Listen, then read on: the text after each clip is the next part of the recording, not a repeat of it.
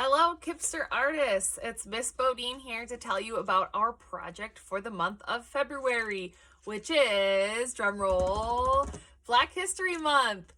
Now, at KNSP, we pride ourselves on teaching Black history all the time because Black history is American history and it should be an important part of all of our lessons at KIP and all of the things that we read at KIP. However, February is special because it gives us an opportunity to dive deeper and deeper and deeper into these amazing trailblazers. And we've always done that by making a collaborative portrait in art. So what that means is every single student would get a little square, a little mystery square, and they were told to very neatly paint this square in. They didn't know what it was. Some of them were lucky though, and maybe got a little piece of an eye or a hand and they realized it was of a person. But once we put all of our puzzle pieces together in the class, we learned about the person that we all worked together to create a portrait of. And this is really great because the first year we did it, of course, we covered the big names in Black history that every school learns about, like Dr. Martin Luther King Jr. and Rosa Parks. But as each year has progressed, we needed to make new portraits. So far we have delved into history, athletics, politics, activists throughout history, and we really continue to look at people from today who are making a difference as well. So let's look at some of these portraits from the past, and then I'm going to teach you all about how we're going to do this project this year while we're at home. I've been hustling all day, this away, that away, through canals and alleyways, just to say money trees is the perfect place for shade, and that's just how I feel. I absolutely love walking through the hallways now at this school and seeing all of those portraits hung up and framed in the hallway for everyone to see. Just a little fun fact, whenever we have guests or visitors come up to the school, almost every single time somebody tries to buy one of your grid portraits, and we have to keep telling them, no, they stay at the school. So the works that you all have done together in art class, even from back when you were in kindergarten, first, second, and third, and fourth grade, they're very valuable. People want them. So keep that in mind for this project, because this project that we're going to do this February is going to be yours to keep at home. So let's get into how we're going to do this project alone without our class around us. The first things we'll go over are the supplies. So there are two main supplies that were sent home for this grid portrait project. The first one are your oil pastels, also known as crayons. They come in a box like this, and it's really best to keep them always in the box to avoid messes. The other thing is a packet. There are 5 different packets. None of them are labeled on the outside, so it has been random which person, which Black History Trailblazer your packet is filled with. And each packet has a spot for your name. It's labeled Art History Packet number 3, Black History Grid Portrait, and on the bottom it says, please use this in class with Miss Bodine. And that's because sometimes in the past, if I've sent a packet home, maybe some of the pieces get torn out and given to other people because there's coloring sheets and things like that in them. But this packet needs to stay together, and it needs to stay with your supplies because this is the whole project for the month of February, and they need to stay together. So those are your supplies. All right, so let's get into the steps of how to make this project all by yourself. Like we said before, in previous years, we worked together only using a small square, and everyone connected their small square. This is a bigger chunk of project, and it's going to take a longer amount of time. So as each student will get one packet, it's their job to fill in the entire packet. And we're going to pace this out at about 1 page per day. Now they only have art 1 day a week, so really they have an entire week to fill in a page. So if you look at it that way, it's plenty of time, but as far as time sitting down with Miss Bodine, it's not very long for each page. So this video might be able to help you out when you maybe need some help learning some of the oil pastel techniques. All right, let me show you a completed packet before we get into the techniques of how to make this happen, just so you have an idea of what it should look like when it's done and when it's done well.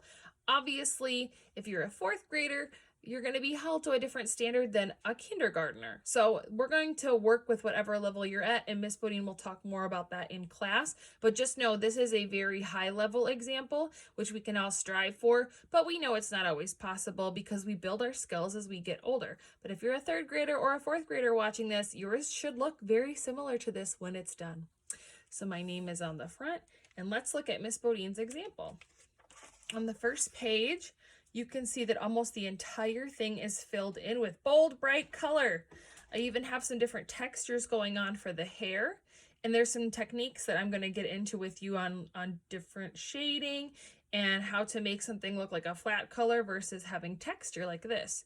And just so you're aware, these little flowers, I did that with markers because oil pastels are hard to get into little detailed areas like that. So you feel free to use crayons, color pencils, markers, and oil pastels in this project. I wouldn't use paint because the paper is not thick enough. Let's look at the rest. So this is another part of the artwork. You can see we have some hair. I did use a different color, so feel free to change colors as you go from paper to paper, and it'll make your portrait more interesting and less boring when you have lots of different color blocks. Again, all the way colored in, almost no white spots. Here again, we have some words. I might go back and add more designs to this. We have our skin tone. Remember, we're trying to match the skin tone close to the color that the person actually has in real life, but it's okay if you want to add some different shades throughout. So you can see this is more orangey, this is a little bit redder, and this right here is a little bit yellower. So it's playing around with skin tone color is all right too. Just make sure you don't make the person purple.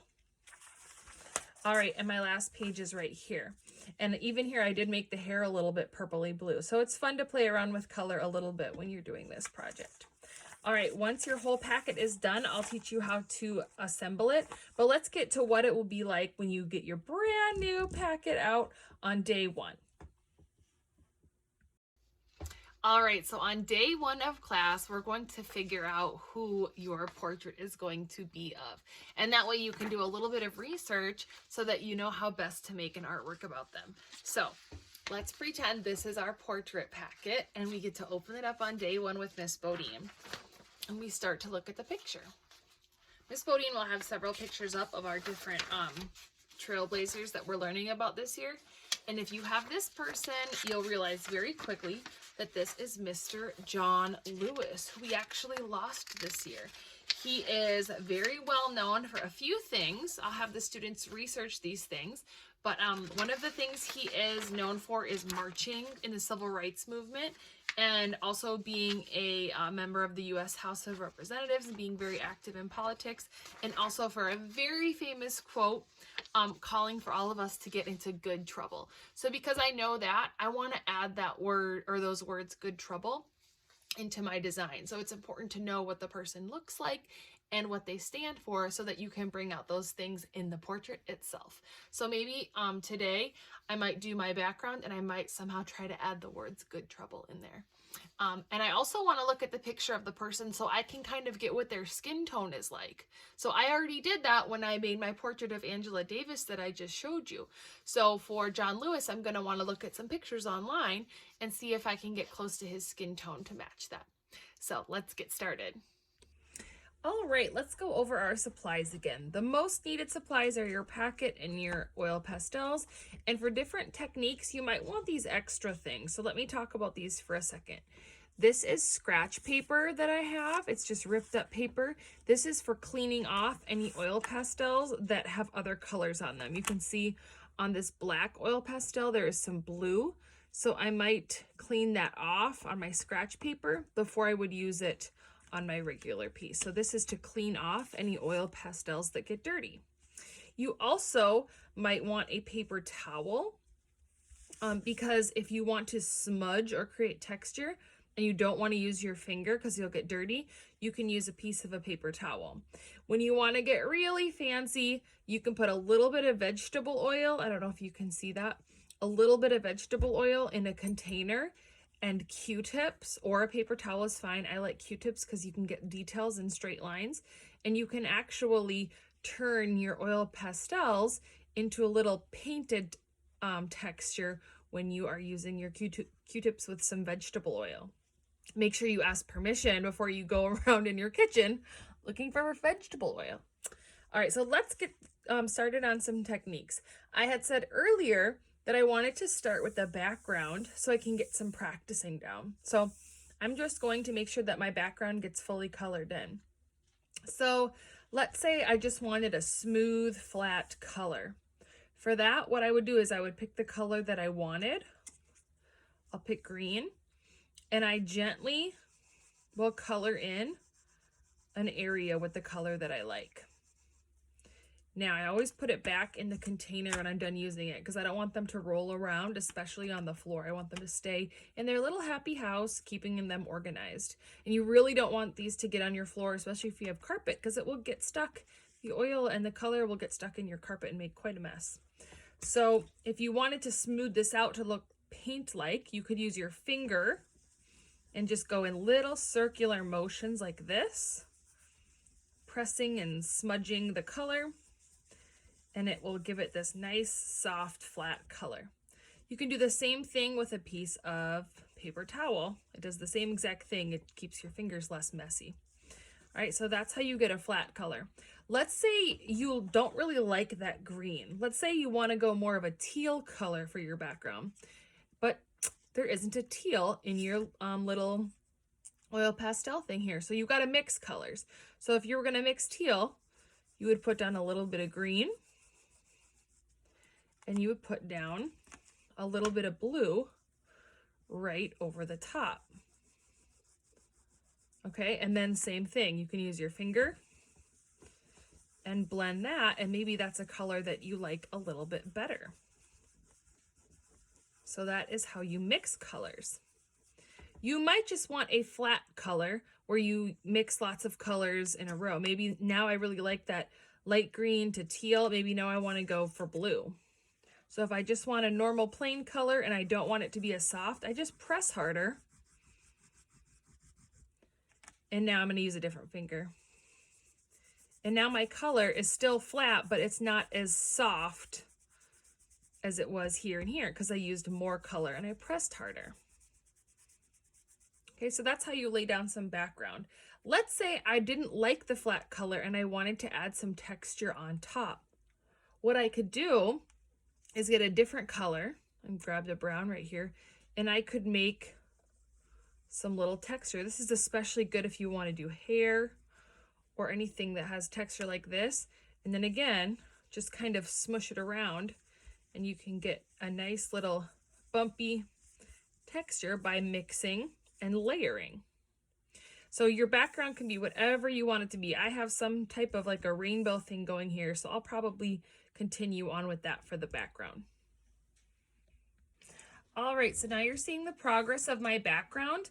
I used a piece of paper towel, added a little bit more green and a little bit more blue up here, and I just took my time making little circles to blend everything out to look nice and neat. And wow, I filled in that whole section so quickly. Now I wanted to show you the last little bit of technique. We got the background. Now that color is laid down and I kind of smoothed it all out, I can do designs and stuff on top of this. So let's say I really wanted to write that thing about good trouble, the quote from John Lewis. I could go in this empty spot even above my green, and I could get a new color like red, and I could write, look at that, it shows right up. Good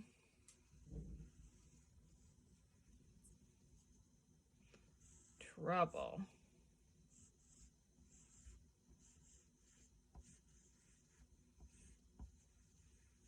And I might go in and add more designs with that. Let's say I wanted to start moving into skin tone. Ooh, we talked about skin tone for an entire art unit last year when we did our self-portraits. And we know when you're trying to match a skin tone, you should probably look really closely and study the person first.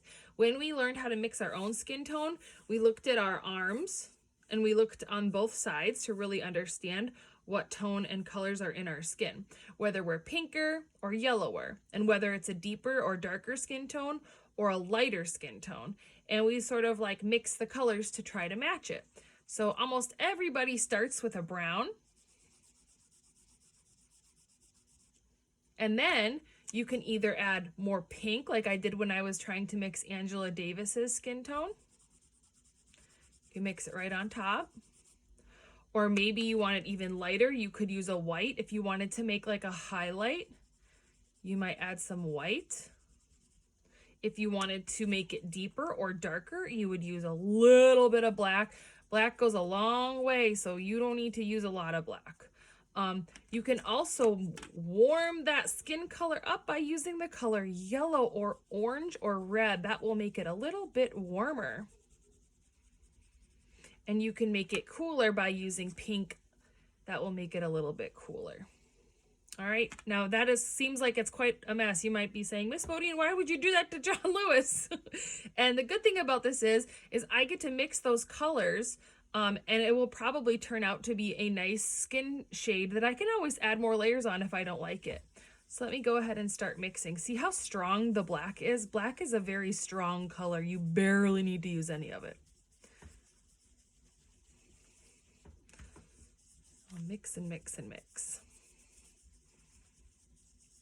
If your colors start to get chunky like that, you can just get a paper towel, and sometimes that lifts up those colors better than your own skin does, because your own skin comes with oils as well. So you're just an oily mess when you use oil pastels. I can definitely tell that the pink is way too pink and the black was too black. So both of those are not something I need to use too much of on John Lewis. I'll probably go right over that. Look, I can layer right over that with the brown and probably come up with a way better skin tone. There we go. Much better. All right, and then I can go in and finish his face with the skin tone. Remember that we can make some darker spots. Wherever you see these little black lines, that's showing you a shadow. So you might want to add a little darker browns around those parts with the dark lines. And then for the hair, you might want to go in with mostly black. You can also have fun with it and add some different colors in the hair as well. So go ahead and add in your colors and your details and mix, mix, mix. The last part I wanted to show you is how to use your vegetable oil. And this is really good for a detail around the eye. So let's say I wanted to do this eye and I knew that there was some brown for his skin tone here. And then we have a little highlight where the skin is lighter on this part of the eye. And then it gets a little bit darker where there's the crease. You can already see that black line there. So I'm going to add some black. And then I'll add more brown on top here. Okay, so I already added all that in for the eye. Now, if I wanted to really smooth that out and get that looking nice, I could take my Q-tip, dip it in just a little bit of vegetable oil. You do not need a lot. I barely put any in here. So I just get the very edge of the Q-tip with some vegetable oil. And then this will very nicely turn into a blendable paint. And your Q-tip will become like a paintbrush. Get some more oil. You don't want to do too much oil and use like a brush or anything. Q-tips are good because they absorb a lot of that. If you used a real paintbrush with oil, gosh, you'd have a real mess on your hand. It would be way too much oil. It would soak all the way through your beautiful project. Right, and then you get a nice blended look like that. And a lot of times that will stay on your Q-tip so you can just keep going, adding colors and blending. You can even use this without the vegetable oil if you don't have vegetable oil to blend your colors together. It works really well.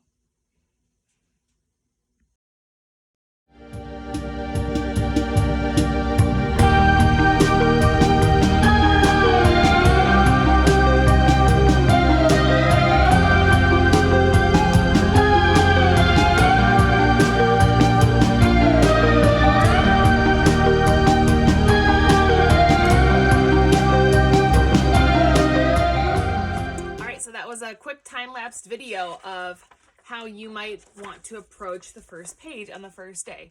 You just repeat that for all 4 pages. So the next time in class I would work on this side, and like I said, you can have the skin tones match the whole way through, or you can sort of play with the 4 blocks, because when we did the original portraits where everybody got a square, I didn't even really tell people about the skin tones or which part they had. I just gave them a mystery square.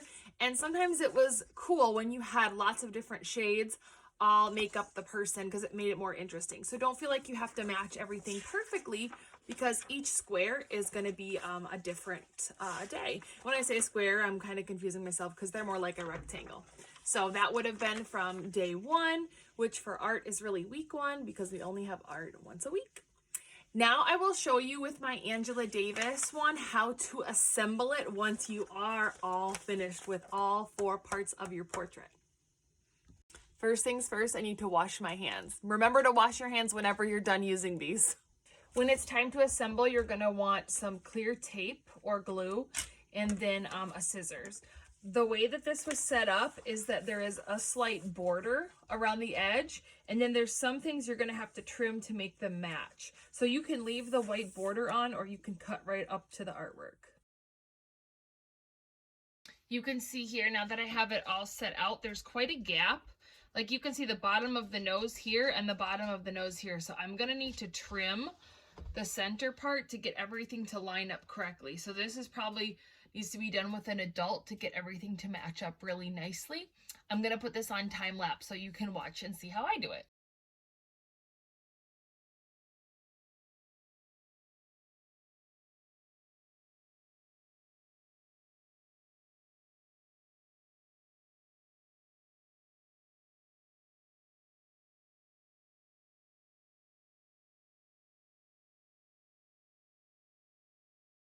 This is how I know when we have a great project, when I'm so excited to hang mine up in my house. So here is Angela Davis. I'm noticing some things about her face that don't look quite right to me compared to the pictures that I've looked at. Maybe it's the spacing or maybe it's the shading. I don't know. So I'm actually going to go in and add some more shading after I look at a picture of her to make it look more like her. And I might even go and add some more designs to the words down here. You can see when everything comes together, you can kind of see her name, Angela Davis, in the background. And so I'm really excited with how this one turned out. And I can't wait to put it in my frame and hang it on my wall. And I can't wait to see what you guys come up with all of the different Black History Month trailblazers. And you'll learn more about Angela Davis in class. This is just to show you how to do the project. So there you go. Have so much fun. And if you need help, you can always call or text Miss Bodine with questions. I'm super happy with my grid portrait. And oh, my dog's coming to say hi, I guess. Say hello to all the students, King. Good boy. If you wanted to get a frame for yours, this is size 18 inch by 24 inch, and they sell them at Target. And so if you want to buy a frame, or you can ask for a frame as a gift maybe, and someone will get a frame for your beautiful artwork. Say goodbye, King. Have fun with your projects.